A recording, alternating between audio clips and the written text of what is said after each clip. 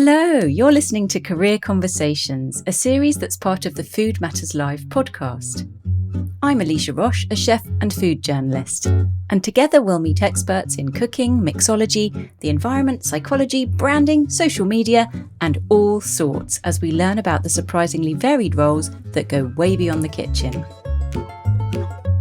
My guest today is Taieb Mestiri, who is Scientific and Regulatory Affairs Manager at the Coca-Cola Company in Paris. Taïeb worked extremely hard to get this dream job, completely pivoting on his career choices as a student by swapping his degree in engineering midway to study food science and nutrition instead. He left his family in Tunisia behind and took on lots of high street jobs to pay his way while he studied at the prestigious Sorbonne University, but now says it was all worth it. He loves what he does. Taïeb's living proof that focusing on what you really want pays off. But even after our lovely chat, he still wouldn't give me the secret formula to Coca-Cola. I'll be back at the end with some key info about how to get into his world, but for now, settle in and enjoy the podcast.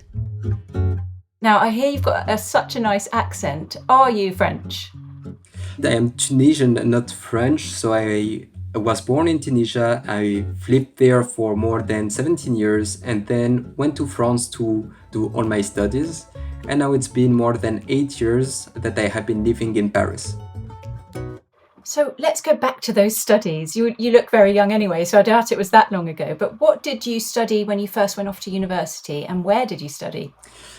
So I went to Clermont-Ferrand first. It's located in the middle of France. It was a prep school related to biology and science. And then I moved to Paris to study food science in Polytech Paris in Sorbonne University. So really I had this engineering program to perform. And then I realized that I was not meant to do engineering. And I moved to a bachelor degree and to a master degree in nutrition quality and health to study really the pathologies, the metabolic pathologies like obesity, diabetes, etc. And you chose this subject. Why? What was the change from engineering to this whole new world?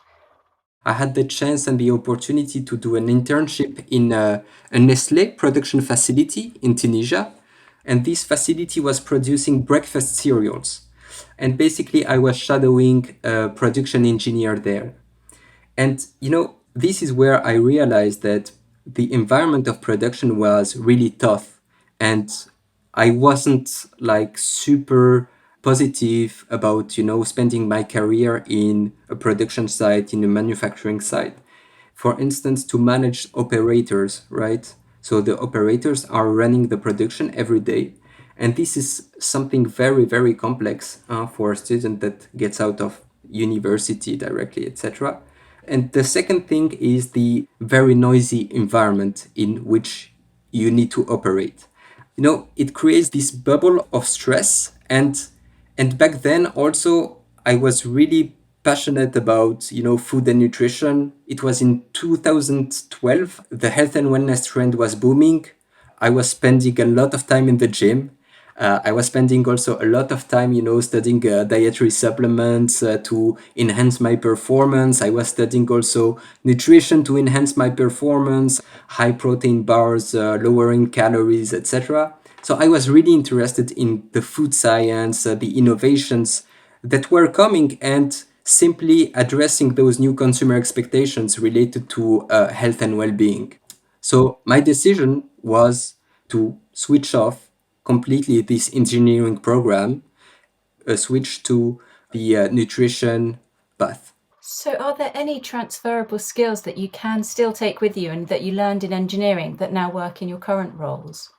Of course, so I was really eager to understand all those reactions, underpinning our daily life when we cook. For instance, the browning of avocados or apple when you cut the avocado or your apple in half. So this is why first I went to engineering. It was related all to the food science. And then my aim was really to understand those mechanisms to solve the problem. For instance, when your avocado is browning, and to avoid that, you would add some lemon juice. Squeezing lemon juice over your avocado or your apple would prevent it from browning. But I was more interested in looking how the food industry, was taking all those learnings and really applying them, but into the industrial scale to make innovations, to make new products that really answers consumer needs. I love it that you went into engineering because of looking at food, and then you ended up working in food and drink, of course. I've had a look at your CV, I had a look at you on LinkedIn, and it looks like you've done so many jobs and so much studying. How did you pack it all in so much so soon? It was not a simple exercise because I had to quit my family to come to France and to do my studying. I had also to do some student work, like I've been working at Paul Bakeries. I don't know if you are familiar with Paul Bakeries. Yes, we're very lucky. We've got them in London at last. So were you doing sales over the counter, or were you actually cooking things in the bakery? Sales. It was very interesting because when selling, you also learn a little bit of what is happening in practice, so in the real world, because you have good manufacturing practices, you handle allergens, so it's very sensitive products sometimes, so you need to inform your consumers, etc. It was also very related to what I'm doing today in regulatory and compliance and consumer information, etc. So it was also very helpful for me, to have this experience and then highlight it when applying for jobs, etc. Yeah, so it was a very deliberate choice. Even though it was just a job to kind of keep you going and support your studies, you still went for a sales job that was in food and drink, I see. So there's a strategy with you. Exactly, exactly. So once you'd moved into the second part of your studies, did it feel a bit stressful working out what you were going to do next and how you were going to find that first big job out of university?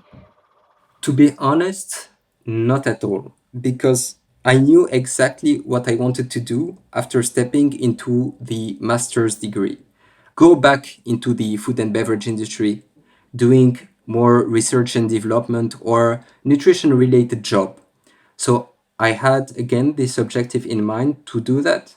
How is your English so fantastic also? Did you learn that at school or at uni? Have you done any work in England at all? Not at all, to be honest. I'm still trying to improve my English, but I think that this is also part of working in a big US based company like Coca-Cola. So let's say that 80% of my job is in English. I had to practice to do presentations in English. Although, to be honest, I still have a lot to do to improve my English. I'm shaking my head and saying, absolutely not. You're really fantastic at English. It's impressive. And if only all of us English would go abroad and speak foreign languages like you speak English. So you mentioned Coca-Cola there. That's where you're working now. What's your job title there? What do you do?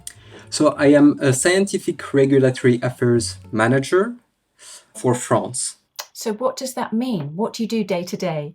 We are scouts that support research and development team, the marketing team to navigate through the complex maze of innovation.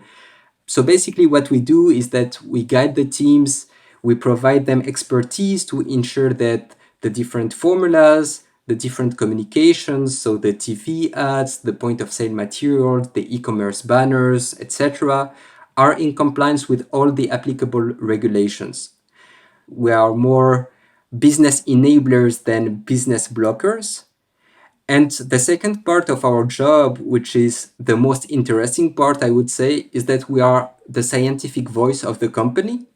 Hence, whenever there is scientific information that is needed on one or multiple of our ingredients, we step in to provide the necessary information and materials to educate our internal stakeholders, but also we answer to external stakeholders' inquiries, questions from consumers, questions from customers, or even questions from journalists. So you really know the ins and outs of how these products work and the laws of how to get them safely to the customer. Yes, exactly. There's so much food and drink legislation and it seems to change all the time. How do you keep up to date with it and stay on top of it? So the first strength of our scientific and regulatory affairs team is that we work in a networked manner.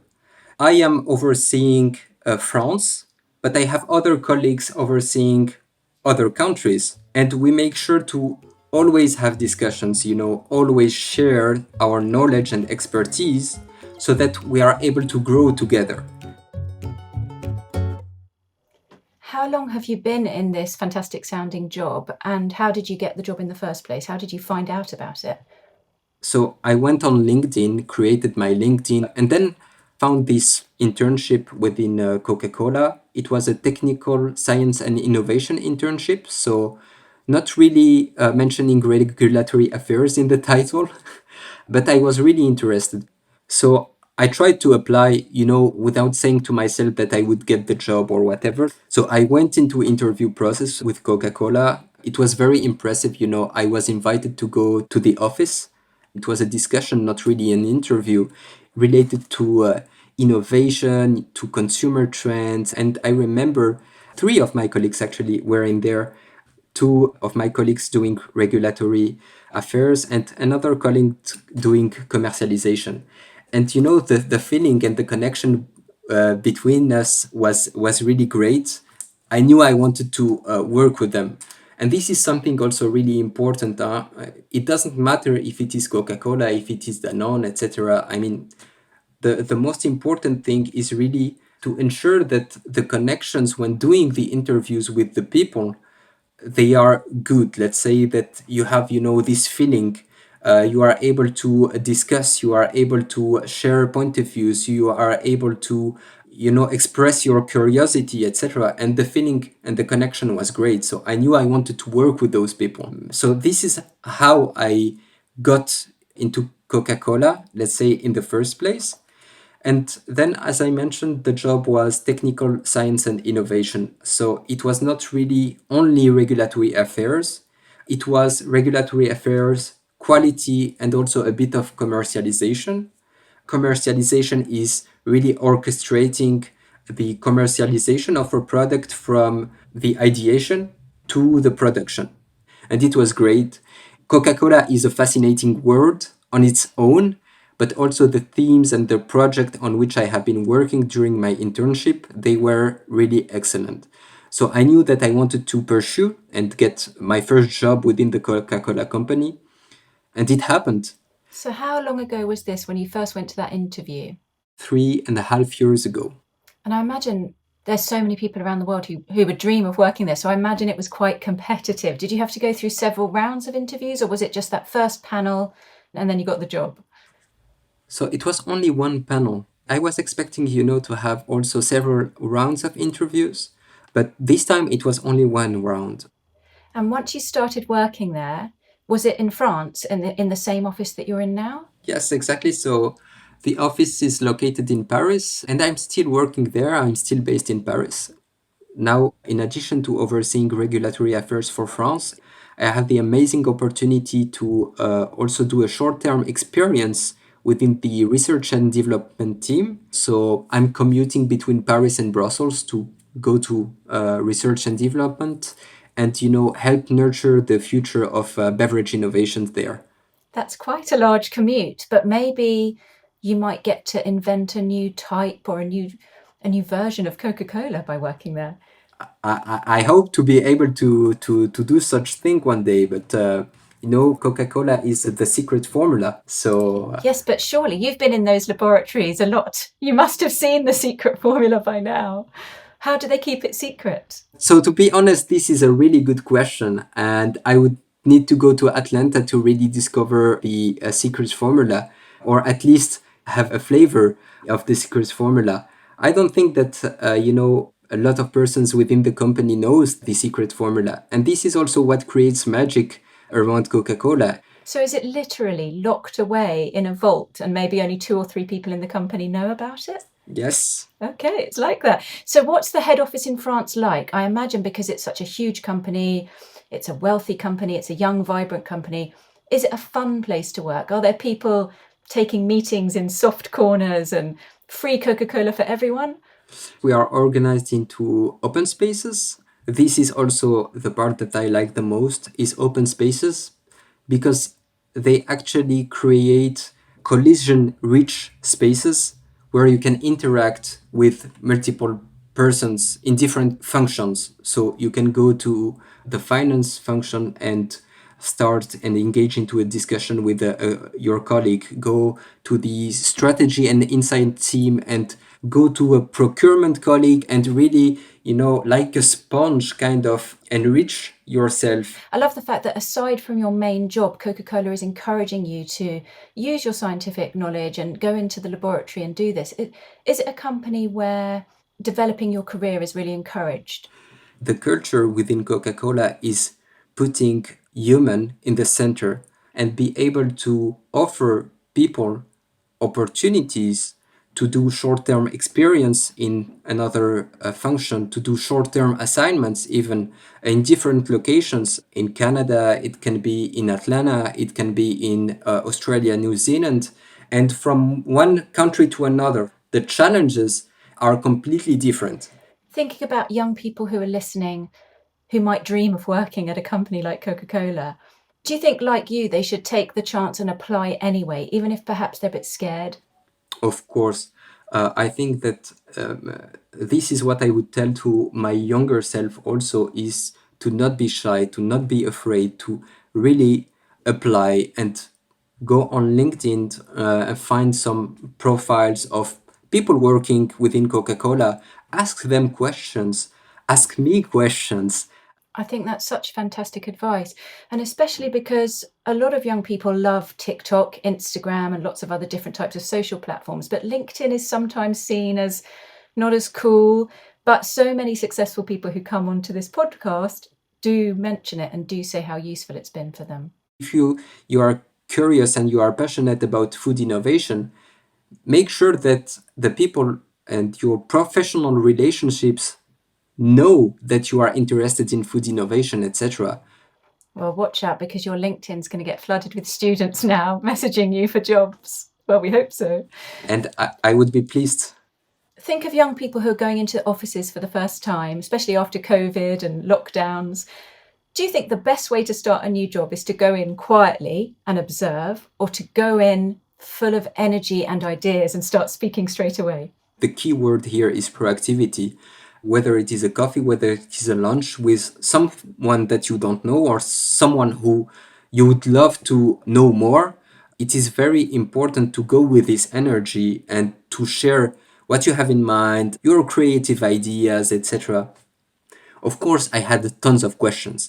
When joining Coca-Cola, the company is going to extend the portfolio in France. So I was going to marketing people, trying to understand their day-to-day job and how they would align with the objective to become a total beverage company. I would go to also strategy and insight and, try to have a discussion related to health and well-being, to consumer information also, all those things that are very important, that make up my day-to-day job, of course, and for which you need also to share point of views.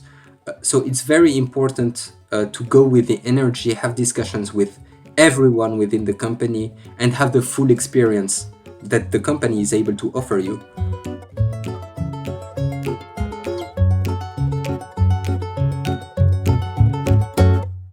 It's me again. So that was Taieb, who's been on a long journey with lots of hard work to get into this role.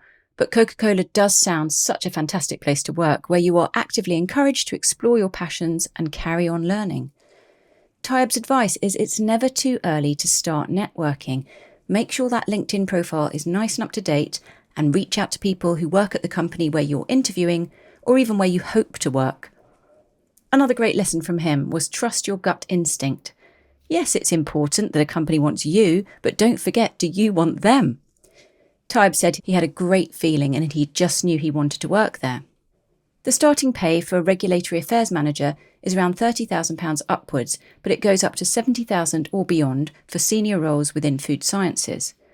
But for those senior positions on the big bucks, they will want a decade of experience, so start now by looking for roles and companies that you want to work for, even if they are more junior. The Coca-Cola Company has an amazing global jobs website. It's worth having a dig around, and it's also worth having anything on your CV to do with law, science, government agencies, or NGOs. Thanks so much to Taieb for speaking passionately about what he does, and thank you for listening. Till next time, goodbye.